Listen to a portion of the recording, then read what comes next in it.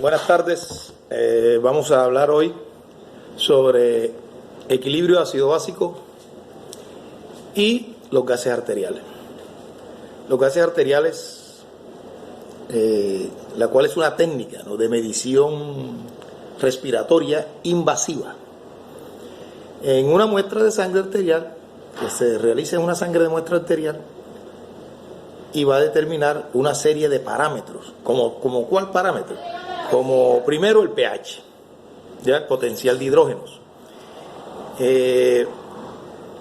Va a medir la presión parcial de oxígeno, que es el PO2, y el dióxido de carbono, que es el CO2.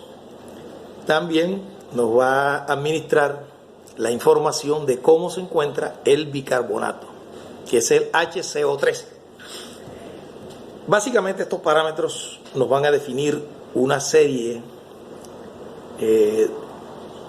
de alteraciones que puedan tener los pacientes en un momento dado. Básicamente en urgencia es que utilizamos los gases arteriales. Estas alteraciones, en los resultados normales de estas pruebas nos van a indicar los desequilibrios ácido-básico. Cuando nosotros realizamos estas pruebas y el resultado es un desequilibrio, ¿ya?, ácido-básico, lo vamos a correlacionar con diversas patologías o nos van a corroborar. No son pruebas diagnósticas como tal, pero sí de mucha ayuda diagnóstica. Y el laboratorio es importantísimo en la determinación de todos estos parámetros, que nos van a indicar el estado ácido básico de los pacientes.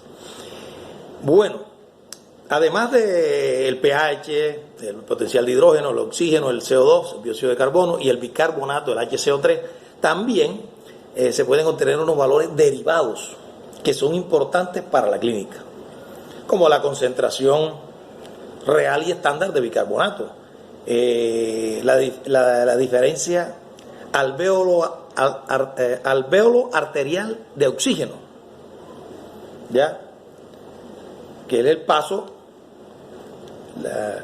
la diferencia alvéolo arterial es el paso del oxígeno de los alvéolos pulmonares hacia las arteriolas y de ahí a las arterias. Muy bien. Y el otro valor derivado es la presión parcial de oxígeno, que es necesaria para que la hemoglobina en sangre esté saturada al 50%. Es decir, que si no existe una presión arterial adecuada, mucho menor de 50%, estamos ante un problema serio de captación de la hemoglobina del oxígeno, para que se convierta en oxihemoglobina. Entonces, esto nos está dando también este parámetro, que es la saturación de oxígeno. Muy bien. Ahora, las aplicaciones esenciales de la gasometría arterial incluye la evaluación de la difusión de gases en sangre, de todos estos gases de los que hemos hablado, la difusión de ellos en sangre y el equilibrio ácido-básico en el líquido extracelular. En general, es de gran utilidad para conocer el origen de una insuficiencia respiratoria, por ejemplo. Esta puede producirse por una hipoventilación como consecuencia de un fallo en el aparato respiratorio. Es necesario recordarle nuevamente que, habíamos dicho al principio, que la gasometría arterial, la toma de la muestra, es invasiva, es una práctica invasiva y que básicamente se utiliza como una herramienta diagnóstica en las unidades de cuidados intensivos. Pero, debido a que estos pacientes suelen tener una vía abierta para hacer la gasometría arterial, precisamente por esto, en otros ámbitos hospitalarios es más frecuente el diagnóstico de estas enfermedades, pero no se haría ya con la práctica invasiva como tal, con el equipo de gasometría arterial, sino que lo estamos haciendo con espirómetros, que es otro equipo que también puede reemplazar en urgencia. En urgencia, por ejemplo, en pacientes hospitalizados, el pulsiómetro, y por medio de capnografía, etcétera. Hay otra serie de elementos que se pueden hacer en las cuales se pueden determinar los gases arteriales permanentemente, se pueden monitorear estos pacientes con este tipo de equipos. Bueno, en cuanto a los conceptos básicos en general, que estos son lo que estamos hablando, estos conceptos básicos, tenemos que recordar qué es un ácido. Es toda sustancia capaz de crear de ceder hidrogeniones. Eso es un ácido. Todo aquel que cede hidrogeniones, toda sustancia que cede hidrogeniones es un ácido. ¿Qué es una base? Vamos a recordar lo que es una base. Una base es toda sustancia capaz de aceptar hidrogeniones, o sea, lo contrario del ácido. Uno aporta, el otro recibe. La acidemia es un aumento de la concentración de hidrogeniones. Eso es la acidemia. O sea, cuando nosotros hablamos de acidez, estamos ante la presencia de muchos hidrogeniones. La alcalemia es la disminución, lo contrario, de la concentración de hidrogeniones. Eso es una alcalemia. Estamos ante una basicidad o un medio alcalino. Entonces, acidosis y alcalosis hace referencia a los procesos fisiopatológicos responsables de dichas situaciones, de las que habíamos hablado anteriormente, acidosis y alcalosis. Las referencias o valores normales, como le quieran llamar, por ejemplo, del pH, el pH debe encontrarse normalmente entre 7.35 y 7.45. 7.35 y 7.45. El oxígeno es un rango estrecho, el pH, un rango estrecho. El oxígeno en varones más o menos 35, el oxígeno, el CO2. El CO2 debe estar entre 35 a 48 milímetros de mercurio en hombres. 35 a 48 milímetros de mercurio. En mujeres debe estar entre 32 y 45, ligeramente más disminuido. 32 a 45 mujeres, ligeramente más disminuido. Ahora, el bicarbonato, que es el HCO3. El oxígeno primero. El oxígeno entre 85 y 95 milímetros de mercurio. Cuando no estamos saturando oxígeno, que es el SO2, saturación de oxígeno que se está utilizando, está muy en moda ahora con el coronavirus, la saturación de oxígeno, cuando está menor de 95, o sea, 94 hacia abajo, de 90 hacia abajo, podemos decir que el paciente empieza a perder la saturación de oxígeno. ¿Ya? Y es un signo de alerta en los pacientes con coronavirus. Lo normal del oxígeno, las referencias, es mayor de 95 a 100, la saturación de oxígeno. El bicarbonato está 21 a 26 milimoles por litro, o miliequivalentes por litro, milimoles o miliequivalentes por litro debe estar el oxígeno, el bicarbonato. 21 a 26. Es la concentración en el plasma de sangre, estos deben estar equilibrados, deben estar en estos equilibrios, en estos rangos. El exceso de base sobre el déficit de base es más o menos más 2 sobre 2 miliequivalentes por litro. Bueno, esto lo explicamos más adelante. Cuanto al anión GAP, que también recibe el nombre de brecha aniónica, anión GAP o brecha aniónica, debe estar entre 8 a 16 miliequivalentes por litro. 8 a 16 miliequivalentes por litro. Ese debe ser la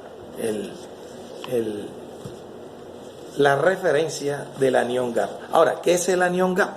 Vamos a hablar, es lo mismo que la brecha aniónica. ¿Cómo se determina la brecha aniónica o el anión GAP? Se determina restándole al sodio, ojo con esto, restándole al sodio la sumatoria de cloro más bicarbonato. O sea, tomamos cloro más bicarbonato el valor del cloro más el valor del bicarbonato, y se lo restamos, la sumatoria del cloro más el bicarbonato, se lo restamos al sodio. Y eso nos va a dar un valor, ¿ya?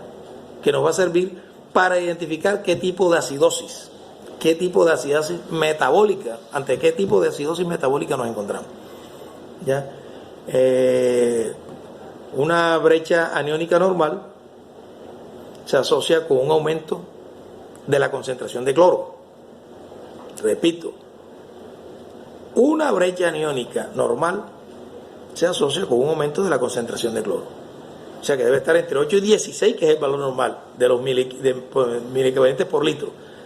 Ahora, una brecha aniónica aumentada, estamos frente a una alcalosis metabólica.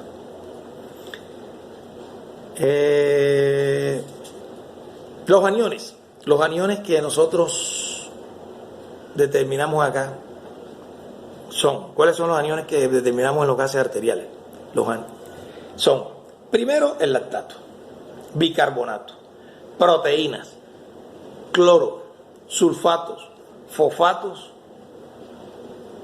y, bueno, ya le habíamos dicho, ácidos orgánicos como el lactato y el piruvato. Se pueden determinar en los gases arteriales, que son los aniones que tenemos en el organismo, en plasma. ¿Y los cationes plasmáticos cuáles son? Sodio, potasio, magnesio y el calcio. Sodio, potasio, magnesio y calcio. Entonces, repito, el anión gap o la brecha aniónica está determinada por la resta que se le hace al sodio, al valor del sodio, de la sumatoria de cloro más bicarbonato. Esa es. El aumento puede producirse, el aumento de la brecha aniónica puede producirse por el aumento de los aniones no medidos, ¿ya? En los casos en que se está administrando a los pacientes albúmina. ¿Qué otro caso? Administración de antibióticos como las carbenicilinas, los sulfatos, fosfatos, o bien por un descenso de los cationes no medidos. ¿Cuáles son esos cationes que no se miden? Magnesio, calcio, potasio.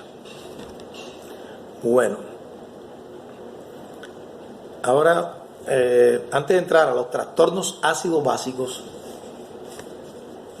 vamos a comentarles las referencias de todos estos parámetros que se determinan aquí. ¿Cuáles son las referencias? Ya dijimos varios, ya notamos varios, ya dimos el pH entre 7.35 y 7.45, hablamos sobre el sodio, 135 a 145 miliequivalentes por litro, potasio 3.5 a 4.5 miliequivalentes por litro, 3.5 a 4.5 el sodio. ¿Qué otro parámetro? Tenemos la presión de CO2, el PCO2, que va de 35 a 45 milímetros de mercurio. 35 a 45 milímetros de mercurio. Indica la presión, por eso se llama PCO2 o PA. CO2, presión parcial de CO2 en la sangre. ¿Quién regula la presión parcial de CO2 en la sangre? ¿Qué órgano? El pulmón. ¿Ya? Provee para medir la existencia de un desbalance. Este dato nos va a proveer para determinar o medir la existencia de un desbalance ácido respiratorio. Es supremamente importante el dióxido de carbono o CO2. La presión parcial de oxígeno, que es el PaO2, presión parcial de oxígeno, debe estar entre 80 a 100 milímetros de mercurio. Indica, como ya lo dijimos, la presión parcial de oxígeno en sangre. Esta va a variar con la edad. La saturación de oxígeno, que es el SO2, eso lo van a ver en las tirillas, que más adelante mostraremos, las tirillas que nos dan los equipos de gases arteriales. Nos emiten una tirilla con toda esta serie de parámetros. Entonces, por eso tenemos que analizar estos parámetros para poder saber si estamos ubicados o no estamos ubicados frente a una situación de acidez o alcalinidad, ya sea metabólica o respiratorio, que es lo que te va a determinar inicialmente.